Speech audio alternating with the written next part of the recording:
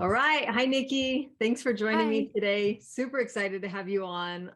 Especially after our last conversation, I just felt like we kind of vibed good, and I was excited to be able to get you on and have a discussion with you about kind of like what you work on and how that applies to my listeners specifically. So thanks for joining me. Thank you for having me. I'm so excited to be here. I love what you do and what you talk about with your women. So I think we can just, work together and just help women really live the life that they're destined to live and stop Yes. feeling, so stuck. So Yes. yeah. Awesome.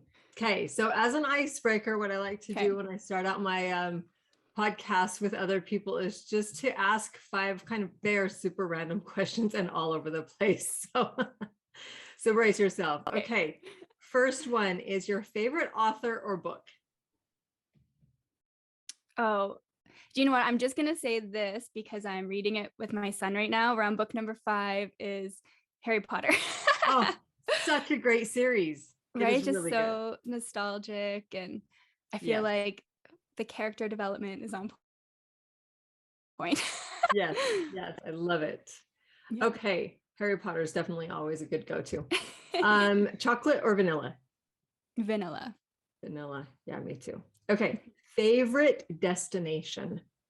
Oh my goodness. Can I say 2? I have 2 that Sure. okay. So I love Australia so much and Southeast Asia, like the Thailand, all those Oh, countries. Yeah. I've never been to either and would love to go to Mm. both. Southeast Asia, especially. We were actually 2 years ago trying to adopt 2 teenage brothers from Vietnam. Oh wow. And yeah, that would have been, I love that area. I'm learning Mandarin. So yeah, Asia has totally got my heart. Okay. Oh.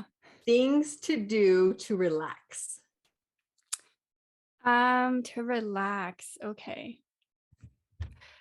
I really just love I have this chair in front of a window in my house that I like to just sit and drink some tea or coffee and stare out the window at nature. Yeah, I love that answer. The reason why I asked this question is because I think that people think that it's supposed to always just be like meditation and yoga and but for everybody it's a little bit different. I mean, it could be walking or just like sitting quietly, which is I think something that we don't get enough of, just quiet.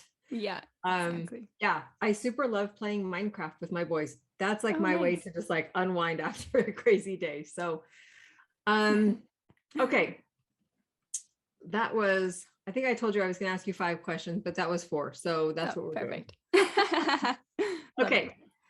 So just for everybody to understand kind of why I brought Nikki in and I'm having her on the podcast, a little bit about what she does. So she actually has a business partner, Shayna, and they together have a nutrition company that teaches women basically how to live and kind of eat within the bounds of like intuition and not feeling guilty surrounding, like what you're eating, which is something for women that is so prevalent. We feel guilty about literally everything, guilty about what we're doing, what we're not doing, and how we're doing it, and what other people are doing, and how they're treating us, and how we're treating them. And like this guilt thing is just like, we've got to figure out how to rein that in. Yeah.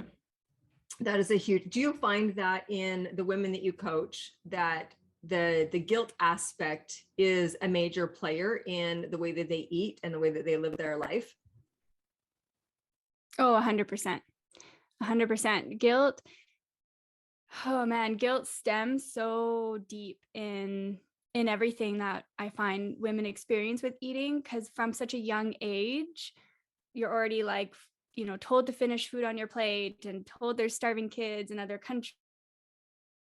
And that kind of starts the whole guilt around either not eating enough or eating too much. And then, and then as they age, they're being scrutinized, what you're supposed to look like. And then all these diet companies sending out all these rules and messages. And so the guilt around when they just want to enjoy food, like, oh, I just really want a slice of pizza with my family.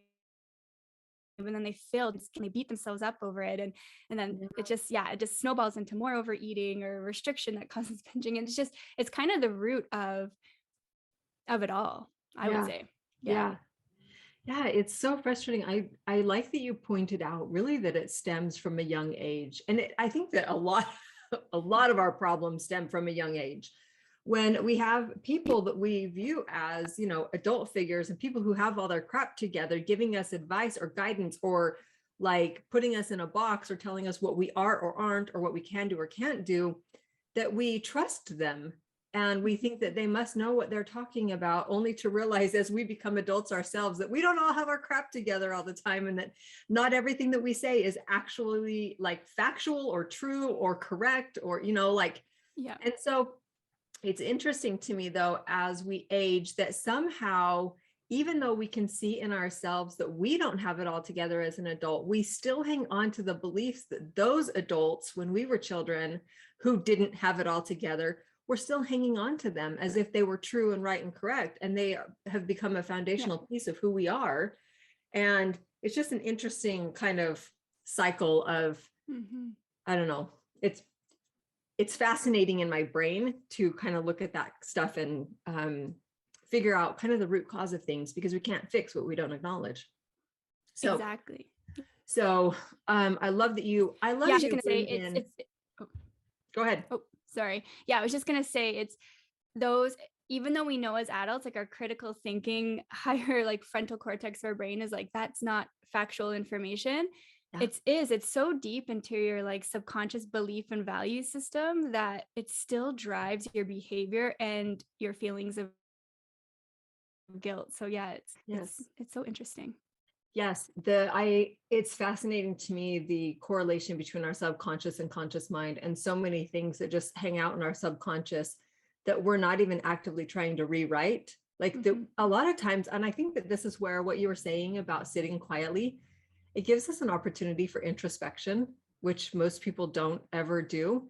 And we Yeah. can't overwrite things that we don't acknowledge, and we can't acknowledge them if we never have the time to just sit and be quiet and think about, like, I wonder where I got that belief. And this was actually something that happened in the beginning of like my husband and I's marriage. He had pointed out to me, he's like, you like made these beliefs in high school about certain things, and I don't think that they're serving you. And it really like took me aback and was like, Mhm. huh, maybe I should really think about that. And since then, it's just part of my daily practice. The way that I live is to just have that time for introspection and to think about, like, where did this come from? And there's so much value in that, in what you're doing, and I'm sure that you guys implement that a lot in what you're talking about, and Mhm. how you coach. One of the things that I have noticed that is really prevalent in our society is the aspect of emotional eating. That, I mean, and this could be anything, right? Like, we emotionally do something in an extreme behavior that isn't good for us, whether that is shopping and then we get in a ton of debt, or is eating and then we're not healthy, or being in a Yeah. relationship and then it's not healthy. I mean, there's a lot of things that we can do. But since we're talking to you, let's talk a little bit about emotional eating, like why it happens, how it happens, when we're more susceptible to it happening, and how to stop it from happening. Yeah. Wonderful. So emotional eating, it's good that you started with talking about like the guilt and how it happens from a young age, because emotional eating is the exact same thing. And so I always tell women, like, you were born and day one you're already taught to use food as a way of coping with emotions. And like when you're an infant, you cry and you're fed, and some of that crying is actual hunger, but it's often like the first response. And so that happens. And then you're a child, and let's say you fall and skin your knee, then the first thing that we're often offered then is, oh, let's go have a cookie, feel better. So food is then Yeah. offered as comfort.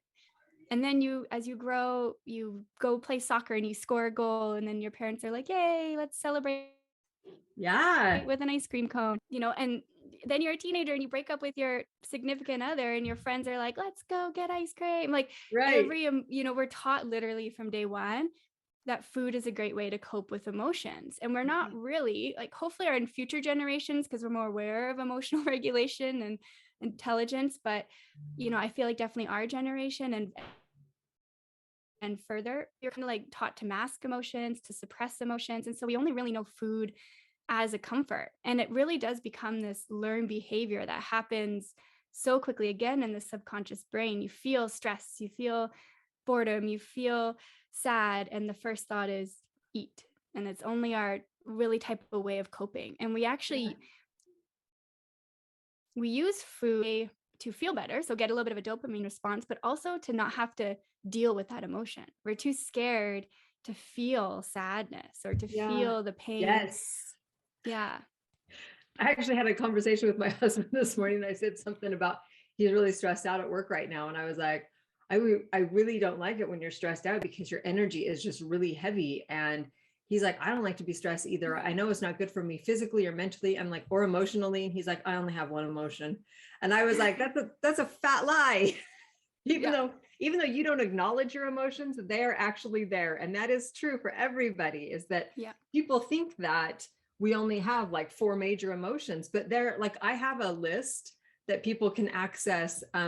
Or I mean, I use it around like goal setting, using your emotions in goal setting. Oh, yeah. But there's like over 400 emotions that I have in this list of things that we feel. And, Mm-hmm. it could be in the positive or in the negative, but it's interesting that you're correlating. And I'd never even really thought about this, is that when we're young, if we get hurt, we go to the doctor's office, there's a sucker. And Mm-hmm. when we, have a hard thing, like a breakup, it's like, let's go eat ice cream. Or when we celebrate, let's go get pizza. Or that there's always like a food aspect to it, which is really interesting. I didn't ever really think about or Mm-hmm. correlate the two of them together, that it's like a response to everything. So whether you're happy or sad or mad or like whatever, it's food. Exactly. Interesting. Yeah. And it's hard as a parent to not do that. So, we want to heal emotional eating in ourselves, but if we are parenting children, to also keep that in mind when we want to like provide food as the first response to anything Yeah. too. And Yeah. I never tell my clients, like, it's not like you're bad if you do offer food in those Right. moments, but maybe have like a whole basket of different options, and once in a while it's food, but using other things Yeah. Yeah. too. So I our think that children have that's that, but yeah. Yeah. I think that that's really great. I mean, you can't fix also. I mean, a lot of times if it's the way you've been raised, it's the way you raise. Yeah. And, to break that cycle and be like, okay, well, when you need comfort, it's going to come in the form of a hug or a walk or a talk, or, like, let's Yeah. do something different instead of just turning it to food all the time, which Yes. is so valuable. So Yeah. we, in the extremes that we sometimes live in, we can oftentimes lose ourselves in those behaviors, and we forget who we are. And when we were talking the other day, we had a little bit of a discussion about kind of losing yourself and how bringing it back out of the extremes and kind of living in a place of harmony. Mm-hmm. And following your intuition helps us to actually find ourselves. So can you talk on that just a little bit about kind of like losing yourself and finding yourself, and how with your clients specifically, how you've been able to help them kind of come full circle in that? Yeah, absolutely. So, I mean, there's so many different ways I feel like women can lose themselves in motherhood, or even just keeping up with the Joneses. If you're not a mother, all the things. And we often, because again, we have all these learned behaviors and way we eat and react to food, we end up in this autopilot reactive state Yeah. where, we're doing all these things, we're putting everyone else first, we're suffering deep down inside. Essentially, we're not doing what we really want, and we're not Yeah. eating how we really want, and we're feeling out of control with these behaviors because we're reactive, like we're stress eating, evening snacking, things, emotional eating that don't feel good, and are literally living in this reactive cycle, which isn't great in terms of like hormones and cortisol and Right. stress management and your overall health. And so a big thing, like, we help women with eating, but also with, like rediscovering what they really want in life and what brings them joy, and prioritizing their self-care and their happiness. Really, you can only, you always hear the analogy of the bucket, you can only give so much until your bucket's empty. And Right. so many women are running on like, very little water in their bucket, and they once in a while get to trickle in, maybe if they get like to go shopping by themselves or something, but like, if you really want to be the best you and the best mom, partner, friend, we really do need to start putting ourselves forward. But again, guilt, I feel like guilt plays into that, because I used to feel so guilty if I put myself first, like I was some sort of selfish mom if I just wanted a break from the family to like go have a Yeah. weekend away with my girlfriends or something, like Yeah. Yeah. it feels. And so to be able to, again, though, and those are those stories that we've written that aren't necessarily true. Maybe we've heard them from our moms or grandparents or things, or what we see on TV. But when we can bring those thoughts of guilt and shame from our subconscious, be aware of them, and then rewrite, being like, no, I deserve this. I need Yes. to do this to be the best person that I can be. And when you can do all, you also form a better relationship with food because you're not in that like reactive Reactive state state. of mind all the time. Yeah. Right. Right. I heard a quote last week from a woman who used to be a pediatrician, and she said, one of the best things that you can give your kids is your own happiness. And it just struck me. Well, and then she said, and the second best thing is vegetables, which is both true. But Love I that. loved that message because I know for a fact that most moms will always put themselves last when it comes to their spouse and their children. They will Yeah. always take that kind of backseat. And I know that for me, so years ago, it was interesting when you started talking about cortisol and your stress hormones and all of those things years ago. So about a decade ago, I started a business, and which it was a wellness business, funnily enough, because I like totally hit burnout in that business because I was still trying to homeschool my kids and run my business, be the mom, be the wife, take care of the house, all of the things. And eating for me has never been like a big, like, I don't find relief in eating. That is not where I get my stress relief from. And so like I eat to live. That is it. And sometimes I forget that I have to eat to live. Yes. And so mine is kind of on the other side of the extreme in like, I don't even hardly think about it. But as I've started this business and started doing like the podcast and the YouTube and, coaching and that kind of stuff, I've realized that I don't want to hit burnout again in the way that I had in my last business. And that I also am not the kind of mom or wife that I want to be if I'm not taking care of myself first, because I literally have nothing left to give, Exactly. So, and I think that that is so important for women to really understand, is that it is important for us to take care of ourselves. And if that means a weekend away, that's what it means, right? Yeah. Because just because we said, we signed up to be a mom or we signed up to be a wife doesn't mean that we stop being ourselves. And Exactly. when we get into that cycle of like losing ourselves and giving more than we have, it eventually comes to a head because you cannot function in that space forever. So it's not a matter of if, it's a matter of when, and it's going to catch up with you. Yes. So that yeah. And I personally tell my clients, like, you deserve self-care every day. Yeah. Like every day, multiple day. Like really, a weekend away is wonderful and so fun, and everyone needs that. But like, we need to start prioritizing doing something to fill our bucket every day, whether it's just sitting out and looking at nature for 15 minutes or just saying, you know what, I know I wanted to do laundry today, but it'll still be there tomorrow, and doing something with your kids or whatever. And really just saying that, because like you said, you can only do it for so much. And if you're thinking, I can't do these things because then I'm not a good mom, wife, partner, well, what's going to happen when, the stress hormones and your health deteriorates because you didn't take time for yourself? It's scary to think about that picture when you do hit rock bottom and you're burnt out and you're suffering. Then you can't be the wife, partner, mom you want to be, and it's hard to come back from that. So it's like your choice is taken away from you at that point. I remember hitting that point for me, and it was like I would get up in the morning and shower, and I would have to go take a nap because I literally had nothing left. My adrenals were totally shot, and it took years to come back from that, and a lot of like vacationing and traveling and introspection and but I love what you said about that sometimes self-care looks like things that we should not do that day, that it isn't always about taking a warm bath or going for a walk or having time alone, or sometimes it's about not doing the dishes or not making the bed or not doing the laundry or not vacuuming or like that checklist of things that we have to do that day, because maybe in that quiet time of the thing that we're not doing, we're not stressing and we can just relax, That's a 100%. really valuable piece of information. Yeah. Yeah. Okay.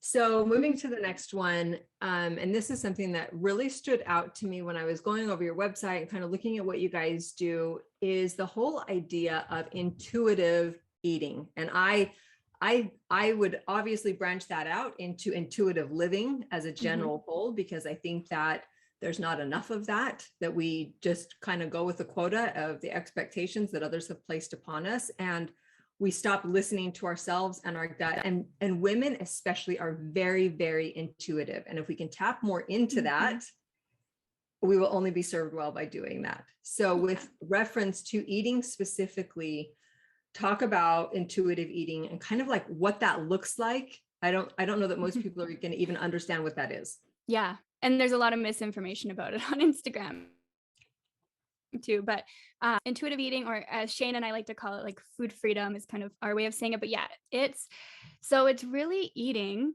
in the way that you were born. Like, we were all born intuitive eaters.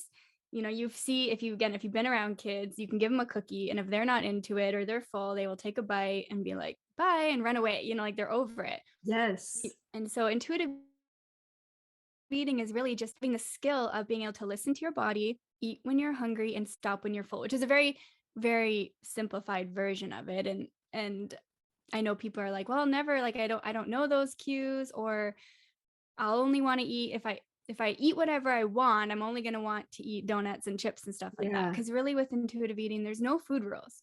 You eat what you want in an amount that feels good, but you're eating.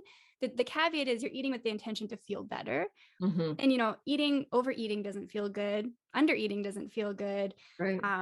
Eating cake for breakfast every day doesn't actually feel good. You know, might taste good for a moment, but if you're like, how do you feel at 10 a.m. in your meeting at work after eating cake for breakfast? You're not going to be feeling I would die. Super great, right? Yeah.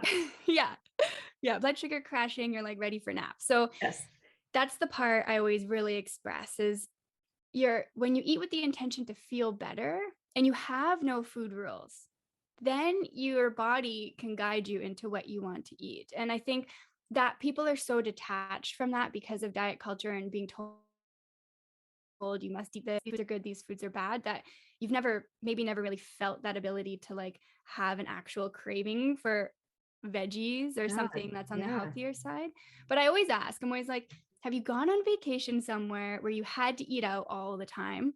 Maybe you went to, you know, an all-inclusive resort, or you had to eat fast food on a road trip, and you're like, I just can't wait to get home and eat like mud, or like, you know, that's that intuition coming out. That's more on the extreme side. But when you have food freedom, or you're a full intuitive eater, that comes out all of the time. Yeah. You know, if, like, when you walk into the kitchen for breakfast and you do have cake in your fridge, you could have cake, but you're like, I actually just really feel like a bowl of cereal with some fruit on the side, you know, or I just feel like having toast and a banana. Like, it comes out, and you have that balance, and then you enjoy the cake at a time when you're hungry for it and you have cravings for it, and you're going to eat it mindfully in a way that feels good. So you're not overeating it. You're not eating it all just to get the cake away. You're just having some till you're content. And so, yeah, it's I know that was a long-winded version of what it is. That was amazing. No, I loved that explanation, because I think that people don't, I mean, at one point, like you said, in our lives, we knew how to eat intuitively, because as a child, we weren't overeating. Like, it wasn't all about eating. That's a learned behavior. Overeating and emotional eating is a learned behavior. And which means the thing I love most about learning something is that then you can unlearn it. And you have a way to be able to go back to what is your actual baseline, the way that your body really wants to feel. And I know that when people start eating more healthily, they stop craving the junk, you know, they crave it less anyways. And I say this from my own experience, because when I was younger, because I wasn't a huge foodie, but I needed energy, I usually turned to sweets, to candy, because I could still function and I still had enough energy and all of those things. And then, you know, caffeinated drinks came into the picture. And when I was in high school, I was like, I don't like the way that I feel when I drink drinks that have caffeine in them. And so I quit cold turkey, which then the headaches set in, right? Then you feel like garbage too, even in that way. But afterwards, like it made a huge difference in the way that I felt. And then as I got older and wiser, and I decided, I should probably eat more balanced meals instead of just candy and, sweet things. I realized that I didn't have those like spikes, like you were talking about, that like sugar high and then the crash, and the sugar high and the crash, and the sugar high and the crash. And I think that most people don't even know what it feels like to feel good. Yeah. Because they have been abusing their bodies for so long that they don't even know what that feels like. And I mean, I know that I have gone through that. My husband has gone through that. Even my daughter, who just turned 20, I know that there are things like, she messaged me the other day. She has a roommate of sorts. She's on a service mission. And so she has a companion that she's with all the time, and they go grocery shopping together. And my daughter is used to growing up eating non-GMO kind of organic, stuff. And her companion is very much in like the, let's just get food that we want to eat. And she's like, the thing is that I understand that we are trying to eat as cheaply as possible, but also I don't want it to like kill my guts, because I don't like feeling gross. And I think that that's part of the battle in our culture anyways, is that when we don't stop to eat good food, we do that, we're just fly through the drive-through and we get whatever we can, but that doesn't feel as good as a good home cooked meal. Or like, for my favorite thing to eat for breakfast is sliced tomatoes and cucumbers. That is literally my go-to. I love it. It makes me feel good. It's a good way to start out the day. It gives you good fiber, like there are so many benefits to it. And I love having that. I would have never thought that as a child, or even a teenager, or even a young mom, that would be like a breakfast food. But that, I think, is where that intuitive eating comes in, is that you're eating the way that makes you feel good, instead of trying to like silence emotions through the food that you're eating. Yes. Yeah. Yeah. Or to fit the narrative of whatever diet rules you're being told, like a lot of people fear food and fear hunger and fear eating because that's what they've been taught through diet culture, and people saying they need to lose weight or they need to look a certain way. And so again, you can be really in the whole eating experience. And again, if you're, eating distracted and you're, going through a drive-through and you're driving while eating, and you don't know when you're full, you don't know how that food tastes, or if you're satisfied, or how your body feels. And then, and then you feel like you don't feel great, later on, a couple hours later, and then that guilt sets in again. And you're like, oh, why did I do that? But then you just, again, just living on that go, go, go, not taking the time to be aware of how food is making you feel. Keeps us so disconnected. And so when you say like, oh, I really love tomatoes and cucumbers in the morning, there's probably some women listening that are like, there's no way I would ever want that, right? Yes, without a doubt. Yeah, because they just haven't felt, when you're thinking, oh, what am I allowed to eat? What's the right calories, or low carb, or low, fitting in all these rules. The last thing you want to do is eat vegetables. Like it's because you think you should eat vegetables, you don't want them. It's that autonomy, like asserting your own autonomy, that gets lost too. And that's why people don't really want to eat vegetables, because they've been forcing themselves to eat them for so many years, that plain, and boring and with no flavor. And it's just a giant mess, really. Yeah, no, it is. And one of the things that I think that I respect the most about what you guys are doing is removing that guilt factor out of it, and calling it like food freedom, that you can make those choices for yourself, and that it doesn't have to be like that. It doesn't have to be a regulation, because you're right. When we feel regulated into doing something, we are naturally inclined to resist it. Yeah.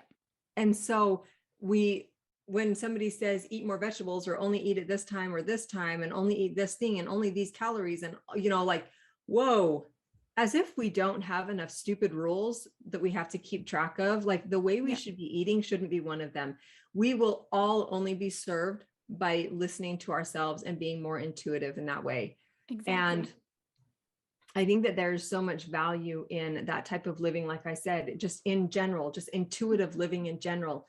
But one thing that you said about driving, going through the drive-through and getting a quick burger or whatever, and we're not listening to ourselves, like, when are we done? Like, when are we full? Mhm. And you can't understand those cues if you are so bombarded with everything else that you're not even listening to yourself. Yeah. And the aspect you said in the beginning, that when we're children, we are often taught to finish everything on our plate. Well, a lot of times in American culture, especially, like, our serving portions are ridiculous. And it's been interesting with my husband, because when we were first married, if I couldn't eat all my food, he would finish, his food and my Mhm. food. And there's some point along the way, he would be like, I don't really want to finish eating this. And I'm like, you're not a garbage disposal. Yeah. Like, you don't have to. And Yeah. I understand that, we don't want to waste food, but we also aren't garbage disposals. We aren't supposed to just shove everything through us just because, like, Yes. that's also not, it's not just wasting the food, it's wasting you You're and your wasting your health. potential and your body and your health and, like, Yeah. all of the things. So Yeah. there is a trade-off in those extreme kind of behaviors. And I love that you guys are, really helping kind of shift that paradigm and help people see eating from a totally different perspective, that we're not following a regimented, controlled diet, that we're just trying to reframe it in a healthy way mentally first, Yeah. so that it can be healthy in, that interaction with food. So I just think what you Yes. guys are doing is really awesome. Oh, thank you.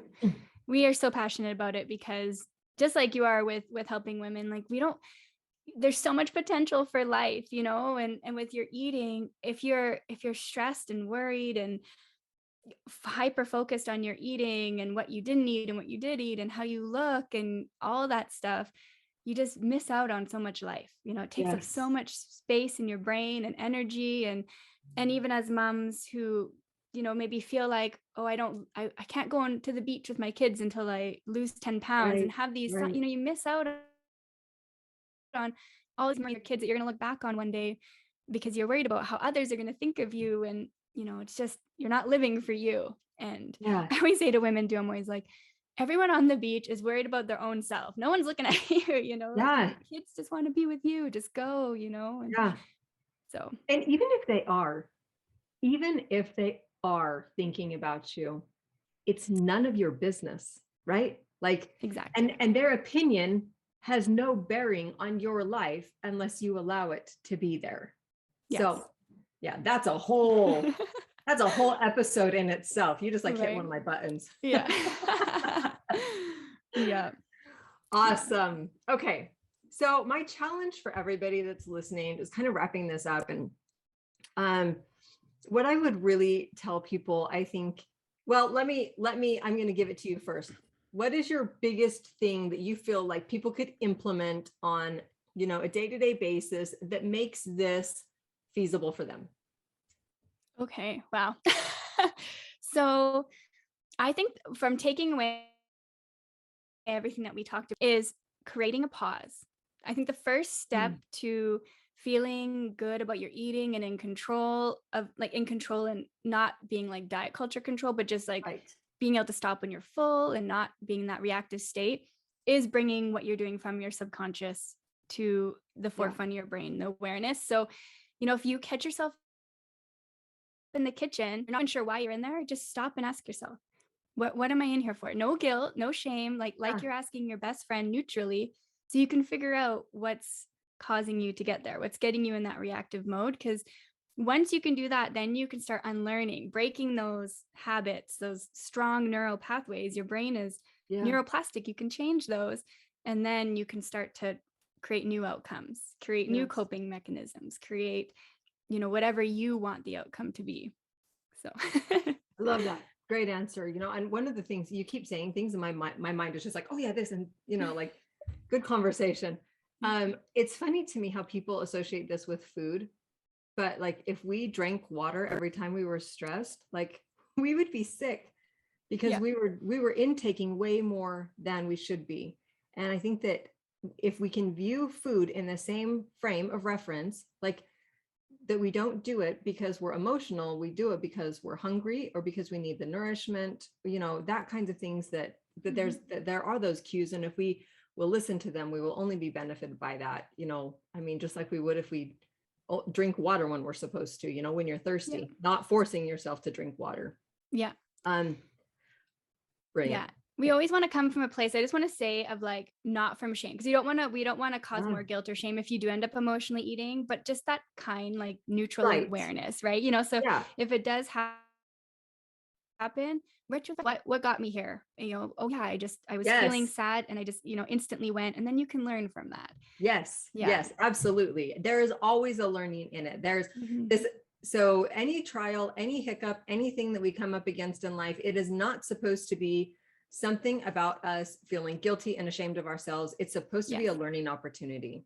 And we can use that in the same way. So if you're feeling emotional and you want to go eat, and then think about it. Like, why did I eat that? And does it actually make me feel better on the other side of it? Right? Yes.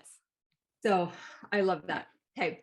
So my one kind of takeaway, or the thing that I would tell people, and this is just kind of like in a whole like living sphere of just trying to kind of take your life to that next level. And when we're talking about like growing and personal growth and all of that, is that if we will just challenge ourselves to be 1% better today than we were yesterday, and 1% tomorrow better than we were today, then if that's the goal, we will eventually find ourselves in a totally different place.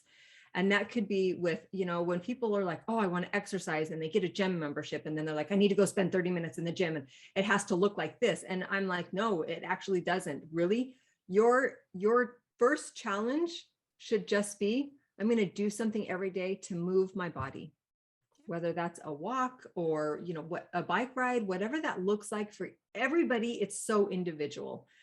And food is the same way. So what can we do today that is going to help us to reframe our thoughts and our expectations, and to look at food in a different light, and to just do 1% better than we did yesterday, instead of expecting ourselves to cold turkey radically change everything? Because food, it's not going to work that way. Like, we have cravings that we've created, and they don't just die out overnight. It is a process. And when we give ourselves permission to go through that process, it's just like learning, right? Learning to play the piano. It's a process. Unlearning emotional eating is going to be a process as well. So giving ourselves permission to just feel it, to be in it, to sit with it and not feel guilty about it, is how you're going to continue to create success long-term. Would you say that that's true for the people that you've coached and your experiences? Oh yeah, 100%. Yeah. Awesome. Yeah. Living in the gray zone, not the extremes, all or nothing, because you'll always end up on the wagon or off the wagon, and it doesn't feel good. Just small behavior for me, changes. and the gray zone for me is really living in harmony, right? Like that's how I would kind of reference it, is that it's a place of like, I think because a lot of people, the gray zone is a very not deliberate zone, right? Like when we talk about the gray zone, right? But I feel like it's actually more deliberate in that area than any other area that we can be in, and that's actually where harmony happens in our life, and that we feel most in tune with ourselves is in that middle ground, away from the extremes. So definitely, if that's the goal, I'm just trying to get into harmony with myself, 1% better every day. That's the goal. Yeah.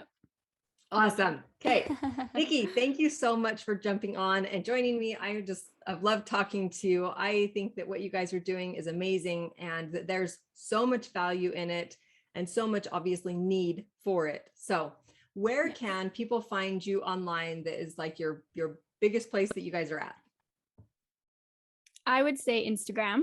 Okay. Instagram. Yeah. What's your Instagram handle? It's at Nicky, NICKY _NS Nutrition. NS Nutrition. Yeah. Perfect. Okay. And I will also put that in the show notes. Nicky has sent me all of her information. We'll be sure to get that put up there. And then podcast. What is your guys' podcast called? The Nutrition Spot.